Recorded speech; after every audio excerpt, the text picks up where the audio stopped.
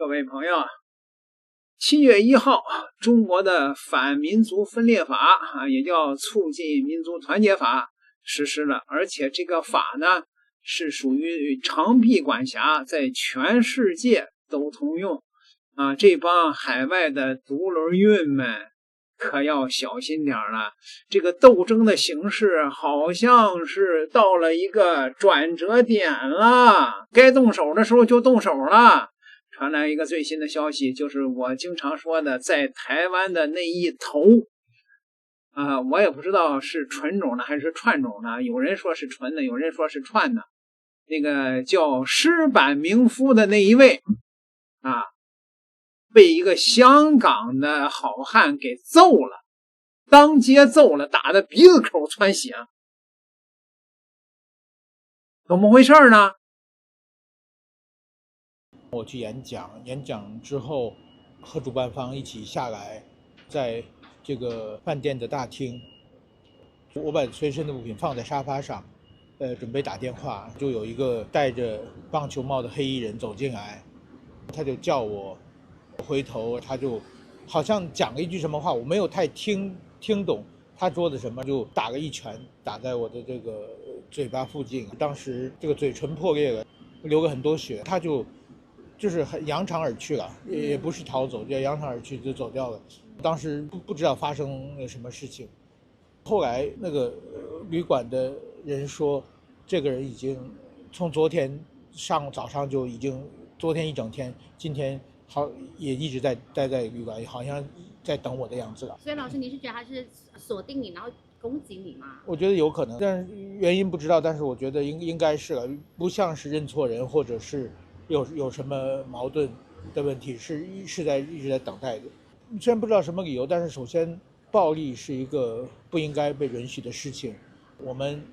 特别是我们从事言论工作的人来说，如果是因为我们的讲话的我们的意见我们的主张惹恼了一些人，我觉得诉诸暴力是绝对不能够允许的。台湾是一个民主的社会，我们希望这种谴责暴力，不应该让这种事情发生。给我的感觉好像是一个类似黑道方面的人士，可能是因为他完全不慌张。我觉得这种事情应该要彻查，如果他是一个袭击的有断点，那么查到他的话，然后就不了了之的。我觉得这样的事情会给台湾社会带来巨大的恐惧。我觉得台湾应该是一个言论自由的，每个人都可以发表自己的意见的社会，而不是用这种恐惧来打压不同的意见的一个社会。戴着棒球帽的黑衣人走进来，然后他就叫我，然后回头，然后他就好像讲了一句什么话，我没有太听懂他说的什么，然后就打了一拳打在我的这个嘴巴附近。就是这位好汉哎呀，这个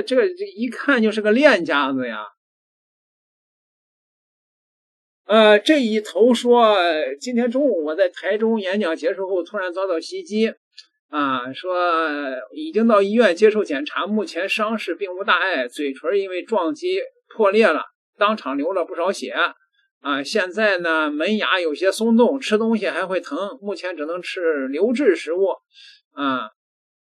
说袭击他的人似乎有相当的准备憋了他2天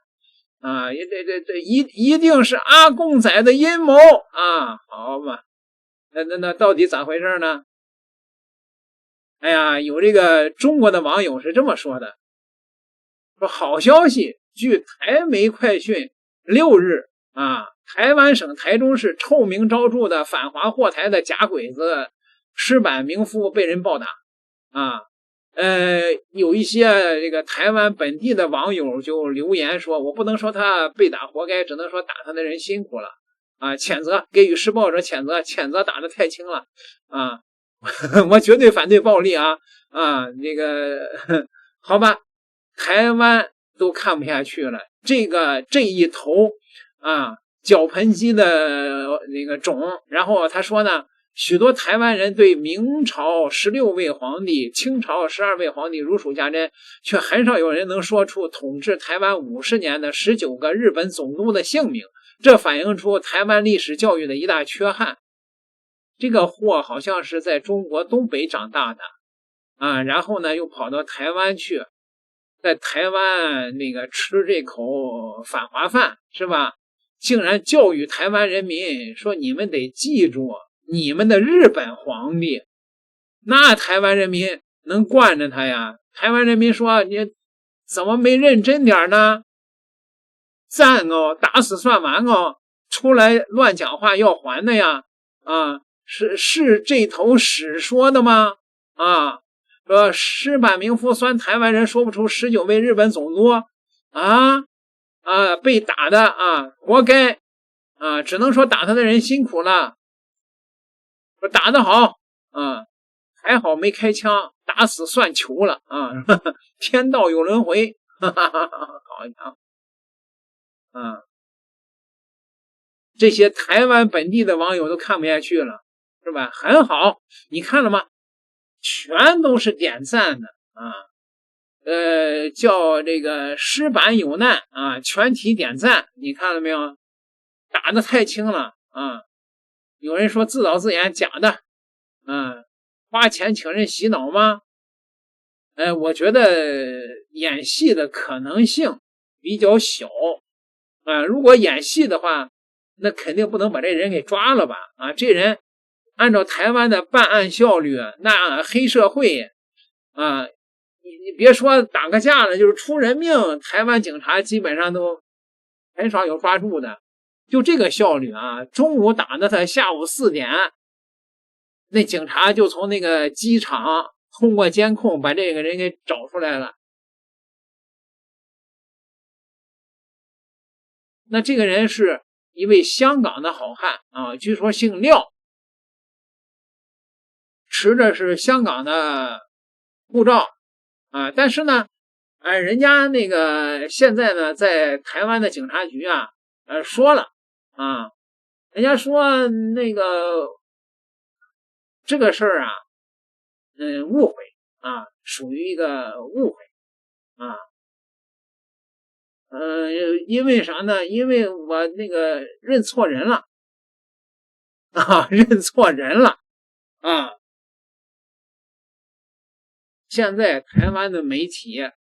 那些绿蛙们都在蛤蟆炒坑一样的炒作说这肯定是阿共仔的阴谋是吧？这个台湾人人都不安全啦，是吧？可是呢，人家这位香港好汉说你们别蛤蟆炒坑了这是小事儿这是小事儿，我没想揍那一头只不过他长得太像了他那个站的位置太帅了，我忍不住上去就狠狠的打了一拳。可是呢，他一转头我才知道我打错人了我给认错人了。那位说那你本来想打谁呀？跟我有仇我的那个仇人那个欠了我很多钱，跑到台湾来了。那恰好呢，这一头货长得跟他比较像，我认错人了。那怎么办呢？按照台湾的这法律，那能怎么样也没掉颗牙，也构不成什么那个轻伤按照台湾的法律，台湾粉丝们，这个在台湾是不是就赔钱了事儿那大不了那个拘留个3、5天嘛这位好汉从此出名了，去大陆社交平台上开账号直播带货我保你立刻粉丝100万。这个买卖干的值朋友们，点个订阅吧，咱们下期再聊。